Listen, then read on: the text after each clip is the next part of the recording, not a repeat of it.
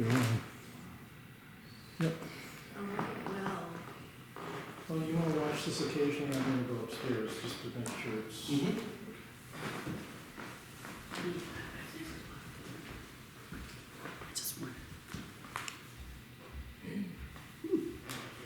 all right, well, good morning. Good morning. Good morning. We can talk, right? I said we can talk, we can't talk, but we can talk. Yes, absolutely, you can talk, right. This reminds me of, I've been watching Jon Stewart, not Jon Stewart, but Stephen Colbert, there I touch my face again. Okay, and he's having to, do his show with no audience. It's so funny to watch him. He's got a glass of bourbon that he sips every now and then. Anyway. And we're to believe that's tea. This is. It's got a tea bag. Never Yes. seen Sensei so happy. Right. So, Roshi gave a very good talk about how we're going to be, our new normal here. We're gonna stay open for now, and we're respecting everybody who is practicing social distancing or social isolation, what they're calling, that is fine. But we are staying open here for the time being. We'll see how it goes. But if you are coming, we're really putting in some protocols to be safe. And that is, when you come in the door, we've got some hand sanitizer there that you can use, or you can go right to our bathroom and practice 20 seconds with soap and water, which is fabulous. And we're trying to have a little distance apart, which is so interesting. Carol and I were talking, and it's like, oh, we're gonna do a little, social distancing. It's kind of interesting to do that. And we have our cushions spaced farther apart here, and there's a lot of chairs. And today was a record low. We had like 10 people here today sitting, and that was fine. So I'm talking today, I happened to see the latest issue of the Buddha Dharma, and Shinshu Ramos had a wonderful article in here called Steadfast in the Midst of Samsara. And I thought, that is the title that I'm going to talk about today. And of course, I'm taking from her beautiful article, which is well worth reading here. So, samsara again, just to be clear on what that word means. In Sanskrit, it means wandering or world, with the connotation of cyclic, circuitous change. And samsara in Buddhism, Jeff Wilson states, is the suffering-laden cycle of life, death, and rebirth without beginning or end. This is our life, samsara. We are in samsara. And there's another word that David Brazier uses in his book, The Dark Side of the Moon, about a commentary on the Dogen's Genjo Koan, and it's samskara, which is interesting. And Shakyamuni Buddha called samskaras, samskaras are mental formations or mental confections. Right? All of our thoughts that arise. And the Buddha said that all samskaras were impermanent and afflictive. So, and Dogen says that he agrees, that all samskaras are impermanent and afflictive, but he emphasizes that the Buddha Dharma lives in the midst of delusion and springs forward from it. And there's this beautiful quote that comes from one of his writings, Kuge, which means flowers of impermanence. He states that the time and place that the blue lotus flowers open and spread are in the midst of fire and in the time of fire. The blue lotus blooms when there is fire. And aren't we living in a time now? It appears to be a fire. So I had not heard of the blue lotus before, so I looked it up, right? And it is called the Latin name, Nymphea cerulea. It's also known as the blue Egyptian lotus or the blue water lily, blue Egyptian water lily, or sacred blue lily. And it does contain a psychoactive compound called aporphine, different from apomorphine. It's aporphine. And it was sacred to the ancient Egyptian civilization. The bright blue flowers were not only desired because of its delightful perfume, but also for relaxation and heightened awareness. And for centuries, it has been respected as an ancestral flower known to provoke deep meditation, enhance intuition, and lucid dreaming. So that's interesting. Dogen is talking about this blue lotus flower that only blooms in times of fire. What an interesting and beautiful metaphor. Just like the lotus arising out of the mud, it's the same thing, but here is something, fire and response, a response to fire.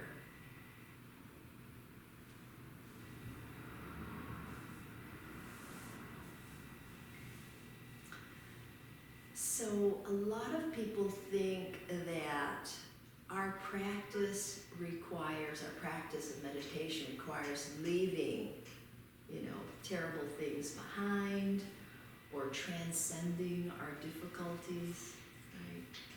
But this blue lotus blooms, and it is dependent upon fire to bloom. The image of a bodhisattva awakening in the midst of suffering. It's so beautiful. So this blue lotus does symbolize both wisdom and compassion together.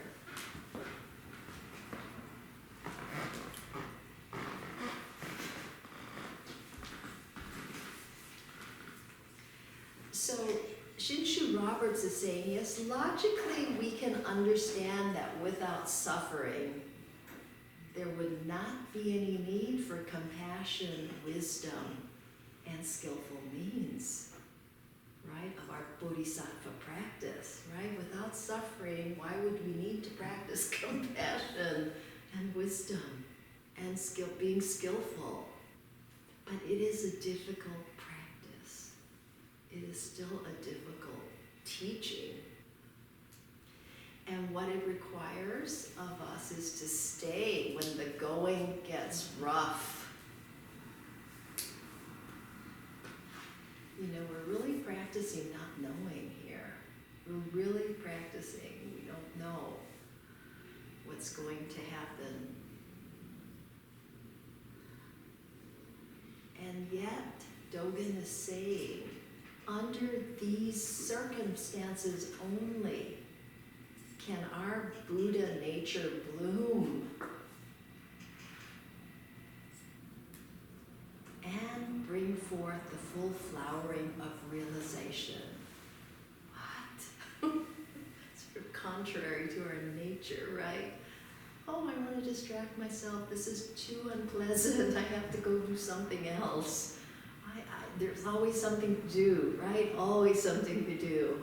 Instead of just kind of staying with that uncomfortable feeling in our heart or in our gut. That is our practice for realization to occur.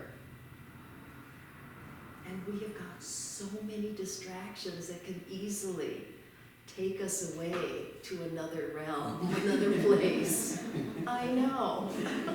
I have experience distracting myself for a long time.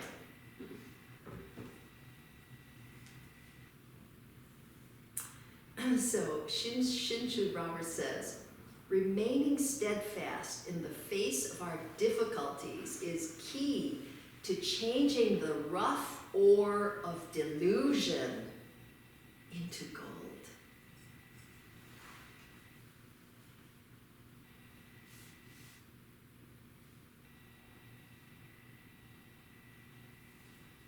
And she also says, in the Eihei Koroku, which is Dogen's extensive record, he wrote, a lotus in flames implies practice in the midst of worldly desires. Just what Eve was talking about here, waking up in the land of attachments. A blue lotus blossoming is yet another image of something rare and precious, like the transmission of true practice. It is indeed rare and precious when we can express and transmit true practice in our daily lives. But now, amidst such political and social turmoil, that is our mandate.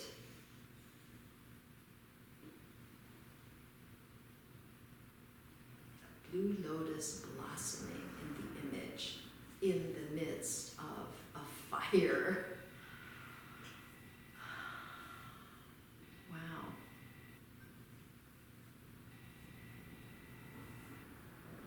Each skillful response on our part is the transmission of true practice.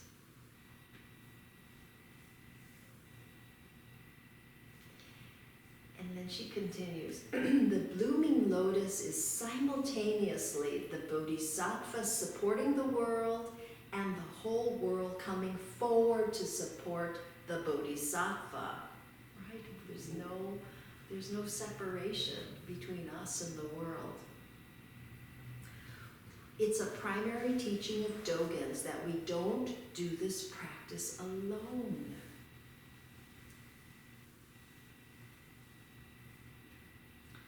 We are dependent on the effort of every being and thing. And in this way, we are supported in ways we cannot see or know. All around us, the world is making its effort to meet ours, just as we meet its effort. We are in this together with all beings throughout space and time, making the world.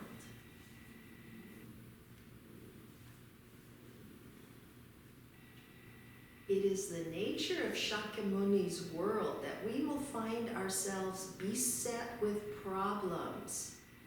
Is this not the reason for our efforts? Is this not why we bring forth practice realization? It's realization. Each of us must ask, how can I respond with equanimity, wisdom, and compassion in every situation? We can find the strength, she says, to do this, to respond to the call of practice, realization through vow and and Sangha.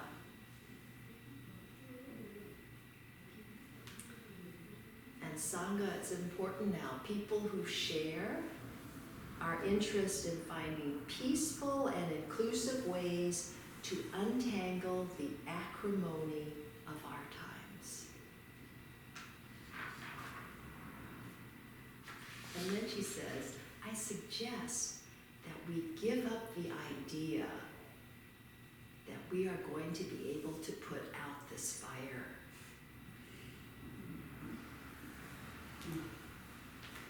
She's saying, you know, if we think we can change this world once and for all, she fears we're going to be disillusioned, frustrated, and very angry. So we are in the fire, and the fire is us. We are the blue lotus, and the blue lotus is us.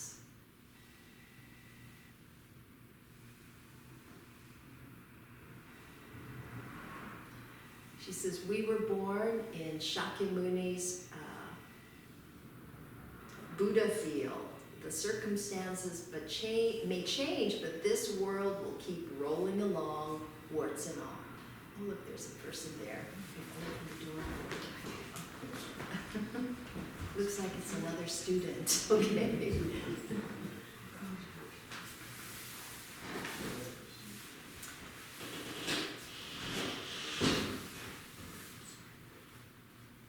So she's saying, we must include Zazen on the cushion or the chair.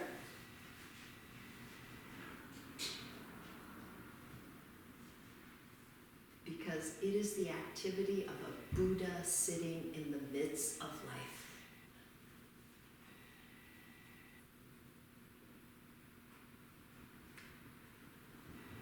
She says, we sit earnestly, making effort and simultaneously according ourselves with and relaxing into what is.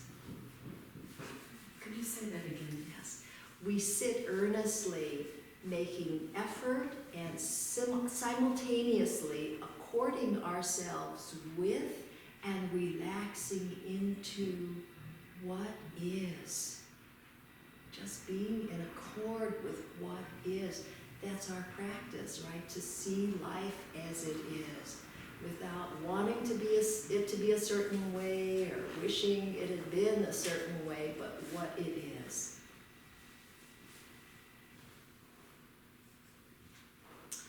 And this Zazen is more than just that, sitting on the cushion or the chair, but it's really all about the embodiment of our interconnection. And this is the Zazen of our daily life. Being in the world of harmony and discord. Right? Some people think Zazen is only sitting on the cushion. But no, it is how you live your life as well. That is Zazen. As it is, good and bad. Good and bad.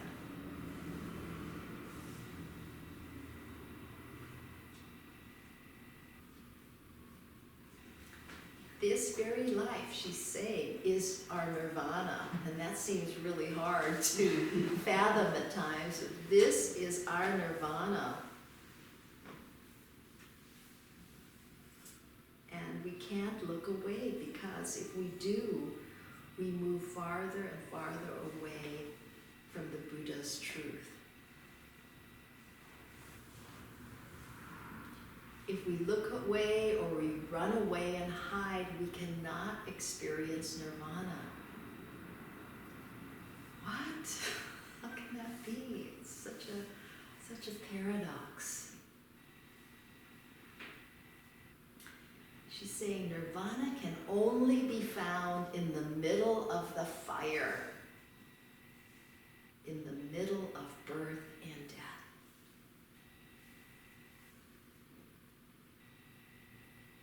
So if you are thinking about your problems in terms of wanting to squash them or ignore them or away from them. Dogen says that does not work. The only way our problems can be transformed from suffering is the realization that we need to engage in the problem itself. We have to stay and stay until we understand.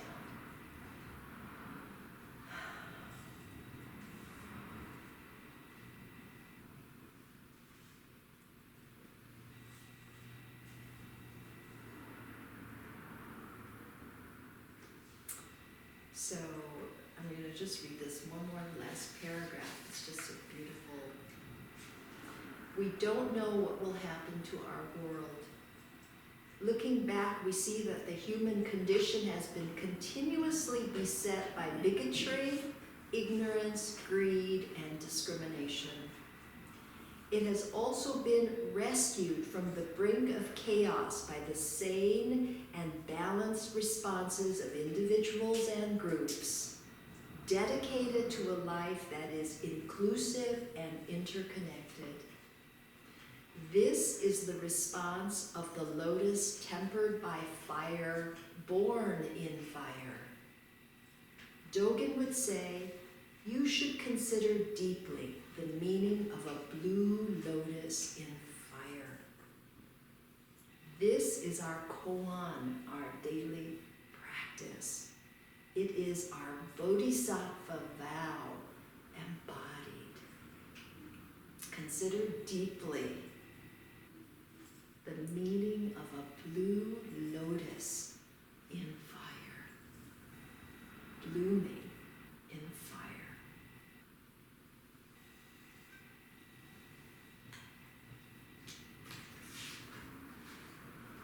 So on Thursday morning, early morning, I had a dream. I was talking with Joan Halifax, of all people, and somehow this sentence arose. I don't know who said it or whatever, but this sentence arose.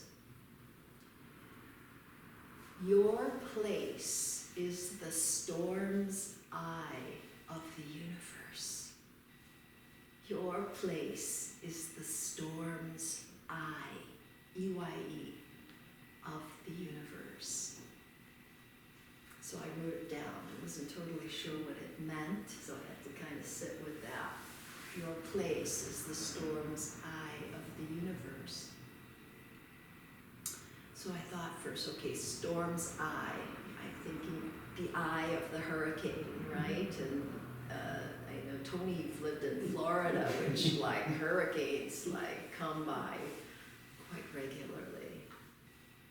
And so this eye of this tremendously chaotic, fierce winds, the eye, for some reason, is calm in the midst of these tremendously destructive winds, chaotic winds. So your place is the storm's eye of the universe. It's so big. It's big. Big responsibility. It's a big responsibility, but it just is. You know, it just is. So your place could mean this place. It could mean you. Your place is the storm's eye of the universe, right? This calm.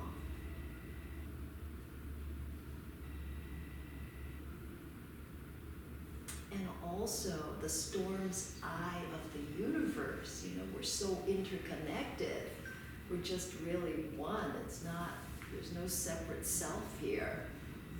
Just one. And we are the storm too.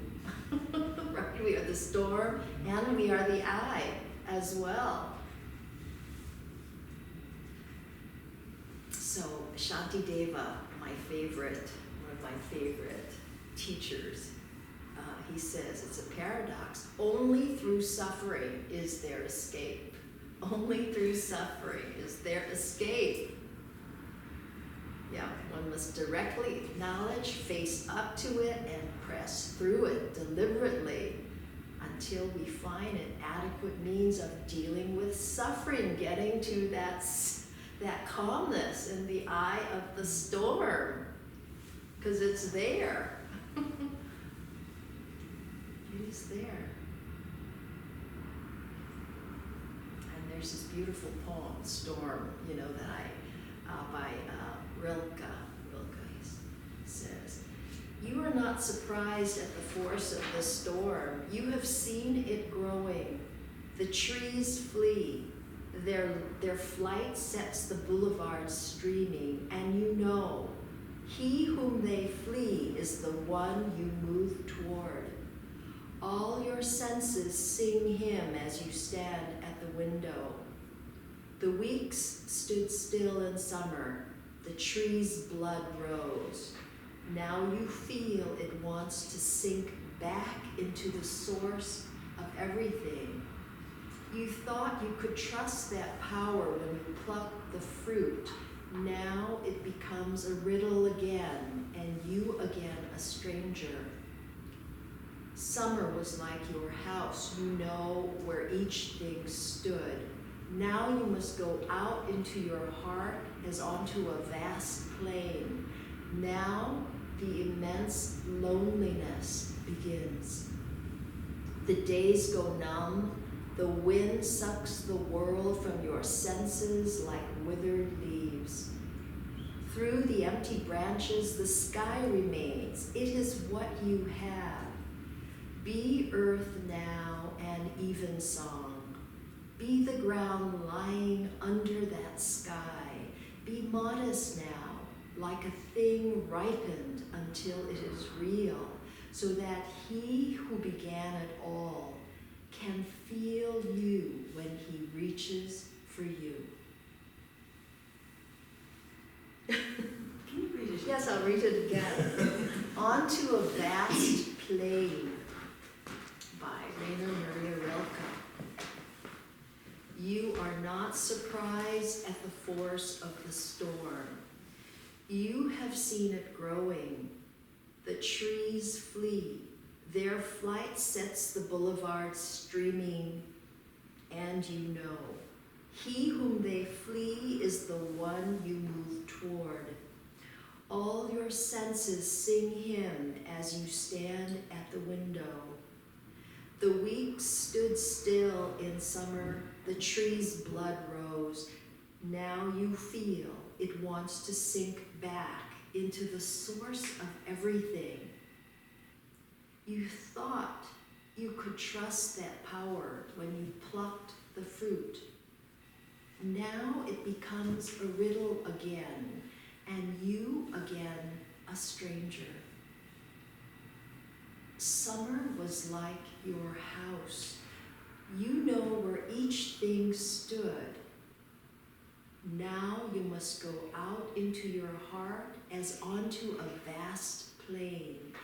Now the immense loneliness begins. The days go numb. The wind sucks the world from your senses like withered leaves. Through the empty branches, the sky remains. It is what you have. Be earth now and even song. Be the ground lying under that sky.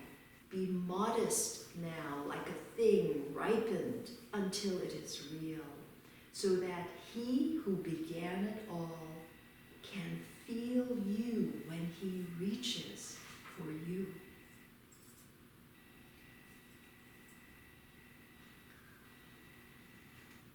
So,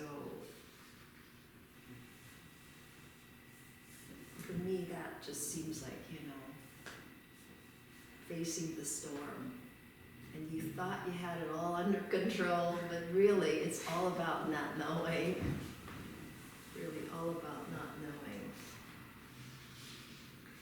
And that modesty, right? To be modest, to be humble is so important, because that's being open, really, and teachable. And that's what we're practicing here on the cushion. being open to. It doesn't mean disregarding information, no. It means bearing witness to everything that's going on around you as well as within you. And with that, some healing, loving action will arise that will be skillful and helpful.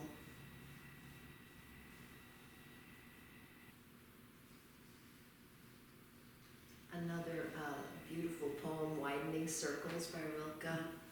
I live my life in widening circles that reach out across the world. I may not complete this last one, but I give myself to it. I circle around God, around the primordial tower. I've been circling for thousands of years, and I still don't know. Am I a falcon, a storm, or a great song?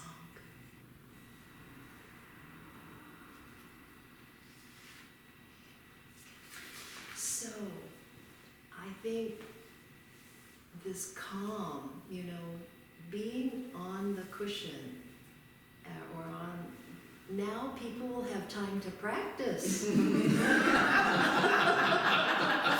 No more excuses. Except for Netflix. Except for Netflix, right, yeah, but you'll know what you're doing there, right? And so what a great opportunity this is for practice. And I know if people practice mindfulness meditation, that is going to help so much with the stress. And also there's a bunch of other things that you can do, like not look at too many news media, give yourself a break, right? Don't stay up late is what I heard, watching the latest news, right? Give yourself some time to rest. And when you do look at the news, this was by a Mayo Clinic psychiatrist, right? Dr. Jauzi Gregor. Somebody, do you share that with us? Susan, thank you, right? She's saying when you do look at the news, make sure it's a reputable source, and then connect with family or friends, with social media or phone, and meditate, stretch, practice deep breathing, so important right now. Do activities you enjoy. You have time now. Be optimistic. Eat a healthy diet. Exercise. Get some exercise. Try to avoid turning to drugs or alcohol to cope, right? And use your moral compass or spiritual life for support. So this is the time. This practice is about strengthening your spiritual practice, whatever it is. So it's not just because for Zen, our practice is sitting on the cushion, but you can be any religion to practice meditation, mindfulness meditation, and then you will find it strengthening whatever your spiritual practice is. So Suzuki Roshi said, it is very important to be willing to be patient and not be disturbed by our difficulties.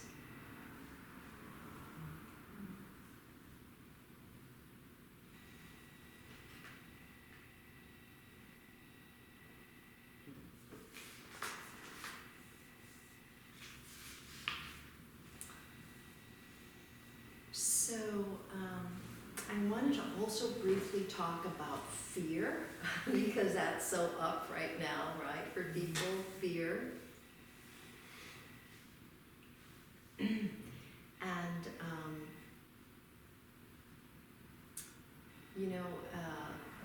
this is in order to experience fearlessness, it is necessary to experience fear. That is definitely. So true fearlessness is not the reduction of fear, but it is going beyond fear of death, right? We're all gonna die one way or another. We are not getting out of this alive, I've heard somebody say.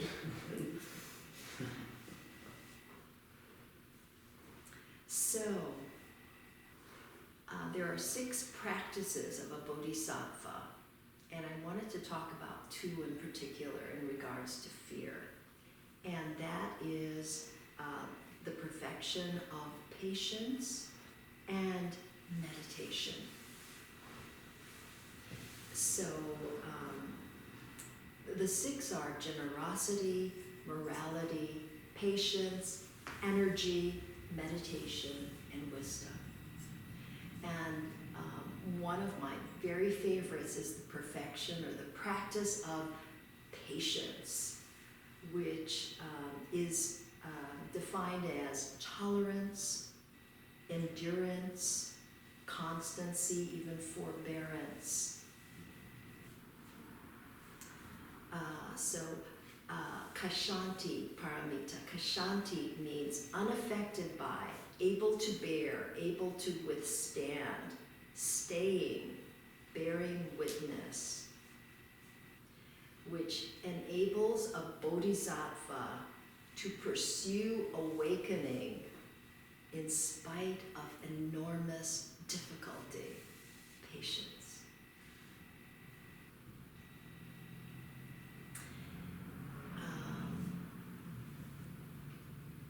Right, to be able to resist the onslaught of a lot of negative emotions and to think clearly under this stress of turmoil.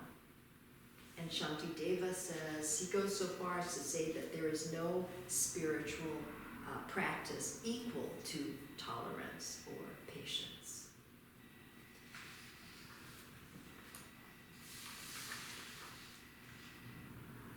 And what it is we have to train ourselves to not turn away when things get difficult and to keep our hearts open.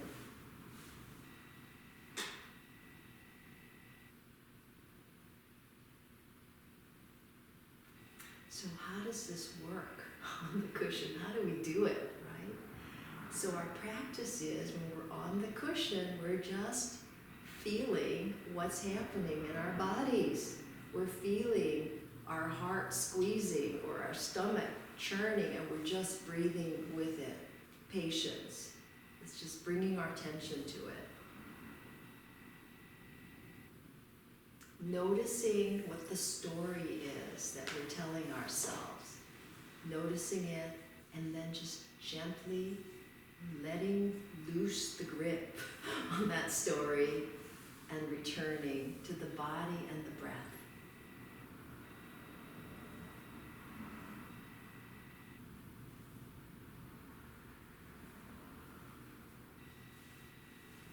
And, the first noble truth that the Buddha taught was the truth of suffering.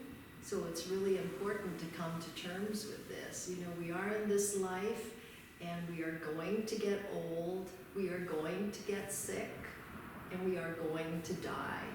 This is the facts of life. Or we may be lucky, we might not get sick, and we might just keel over and die. That's also possible, right? But this is the truth of suffering. So if we can really understand that and accept that suffering is part of life, this is where the perfection of patience begins.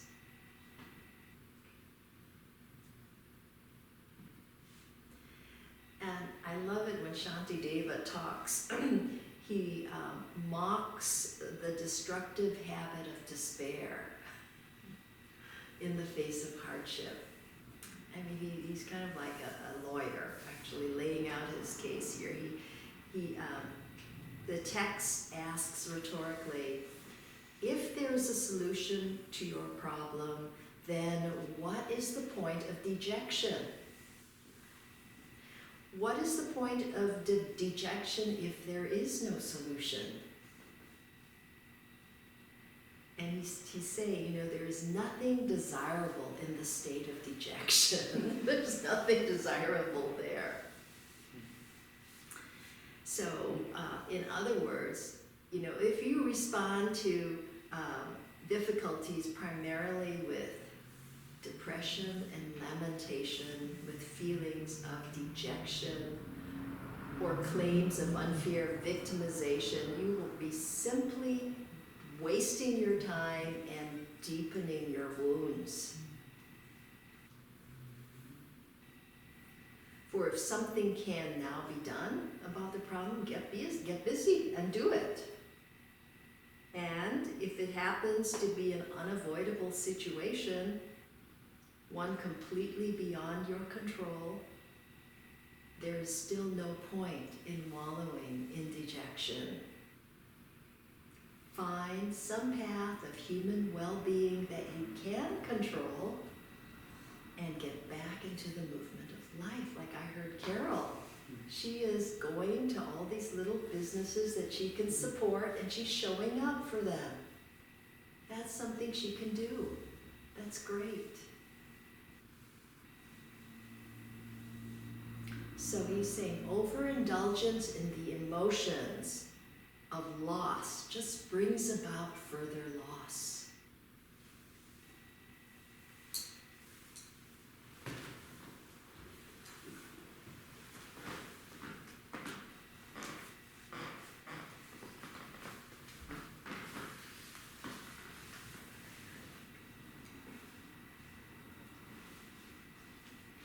And then talking about meditation, that practice of meditation. We teach here the one-pointed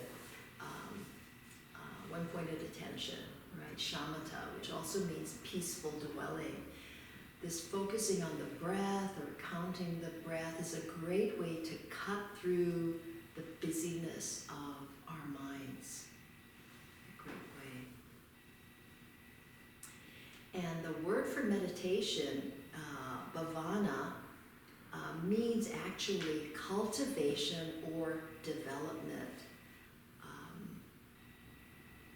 So it's an effort to develop or cultivate a certain state of mind by this practice. And absolutely, we found, neuroscience research has found the more you meditate, the more you are strengthening this part of the brain, the frontal cortex, that has everything to do with fear modulation, emotional balance, impulse control, and even approaching things that you really would prefer not to approach. Shanti Deva says, the mind should be watched with all one's effort, so that bound to the great post of reflection on the Dharma, it does not break loose. So that's what we're doing when we're being mindful. We are actually paying attention to what our mind is doing. And it is quite interesting what it's doing all over the place. So it's just noticing, letting go, right? Letting go and bringing your attention back to the breath and body, the rest of your embodiment. And it was seen to change the patterns and contents of one mind. The habits of our mind takes a tremendous amount of strength and energy to do this. This practice can be demanding, but it was found to be the most effective antidote against the three poisons: greed,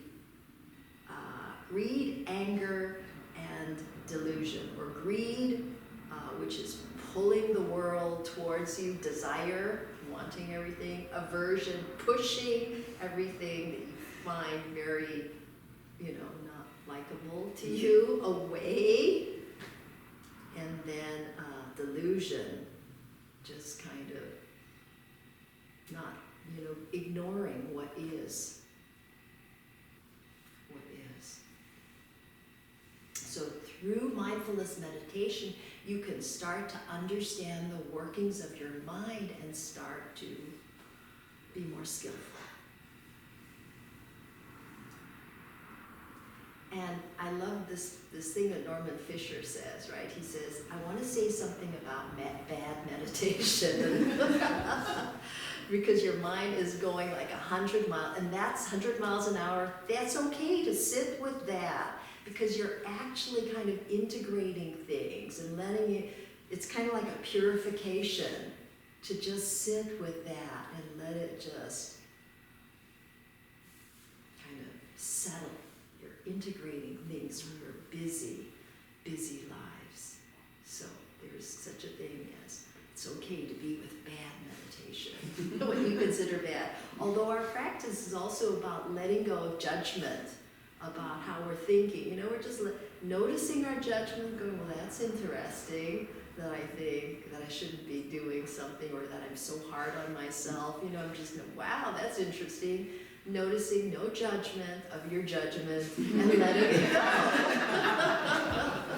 Letting it go, that is the practice. That is our practice. And I know I have been with my my hula class for my kids. They are like age 9 to 12. I've got 7 of them. And we have been doing this for at least a year or 2. We've been sitting 2 minutes, just practicing sitting. Somebody times it. And most of the times, up until about a month ago, they're kind of squirmy, you know, and just good. And then, well, actually, in January, I said, okay, you're older now. We're adding 1 more minute to our meditation. It is now 3 minutes. And they're still a little squirmy in January, but lately, they are like still, because I think there's a lot of stress in schools, and it's a good thing there's a little break, because one person said, a little girl coughed and everybody like yelled at her and she was crying because of that. And anyway, those 3 minutes I feel are so, they're going like deep into deep peace and settling. It's really been remarkable, the change in how they have been taking to this. So I think that's we have a lot to learn from those kids. So I think we can have some discussion in the last 8 minutes of this. I will share my microphone with anybody with any questions or any comments about this interesting time that we are living in.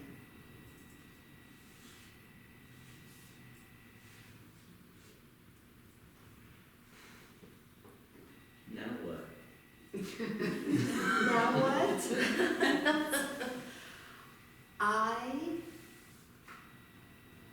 Look, there's a person taking a picture out there.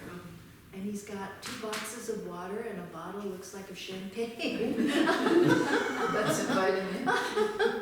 Right. Yeah, come on. He's coming in. Oh, wrong place. Okay. So now what? That was the question. Now what? So I would highly recommend, because our practice is meditation, that I'm going to, of course, recommend meditation, if you can.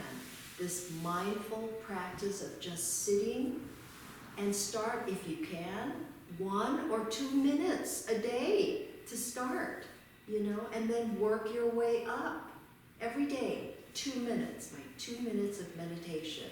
At whatever time you want to stop. You want to stop doing what you're doing, you can sit and you can just feel the ground under you, your seat. Get in touch with your breathing, how you're breathing without having to change anything about it. Just notice your breathing. Where is it coming from? Notice your posture. If I sit a little straighter, is it easier to breathe, or is this slouching okay? Without judgment and just noticing. Set your timer for 2 minutes and just breathe. And do this every day. And if you can do it a little bit more, I'd say all the better. And then notice how you feel. That always is very important because you want to test this out. Here we say, just don't do it because I said to do it, but you're going to try it and see if it works for you. And then just keep adding on minutes. Every week maybe you're going to add on another 2 minutes. Start small. And then if you like it, add on more. And maybe even if you don't like it, stick with it and see what happens if you just stick with it and have bad meditation. As Norman Fisher says, just noticing the craziness of your mind, but letting it go and returning to breath and body. Or if you can't let it go, that's what it is for 2 minutes, okay? No judgment. This is the practice. Even doing that is helping your brain. And if you miss a day, beginning in. That's it. Doesn't. That's right. You miss a day, you notice you missed a day, no judgment, just start up again.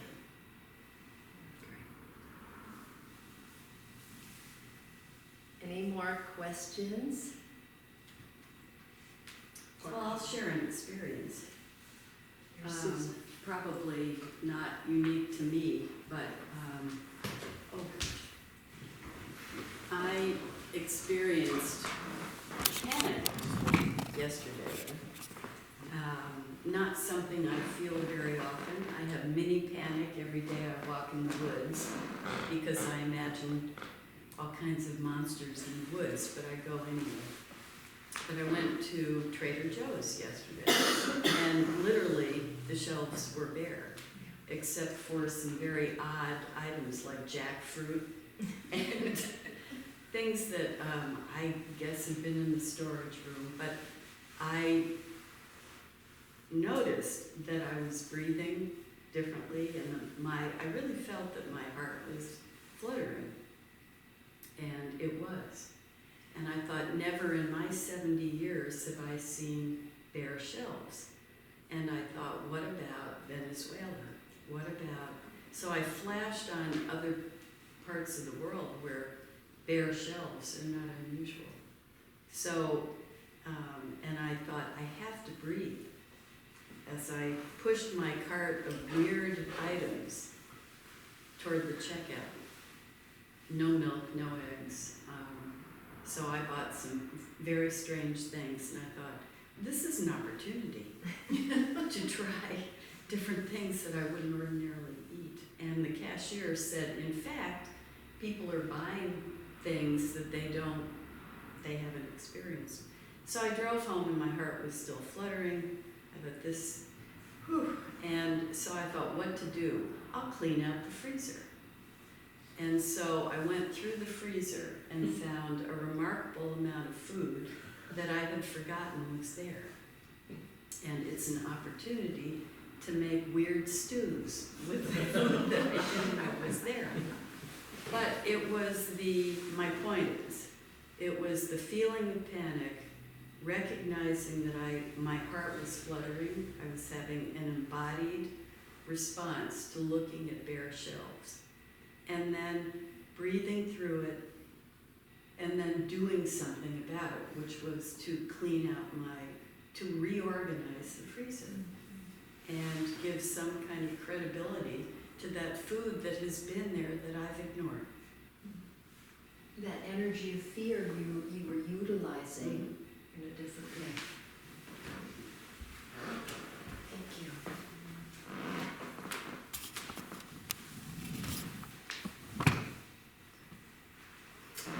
So that is it for today. Thank you very much, and sending blessings and safety to everyone out there. And our retreat starts tonight, so the center will be closed for the week of the retreat, and we'll open again next Sunday Right, for As our normal. session starting tonight. as the new normal. Yes. Okay. Be well.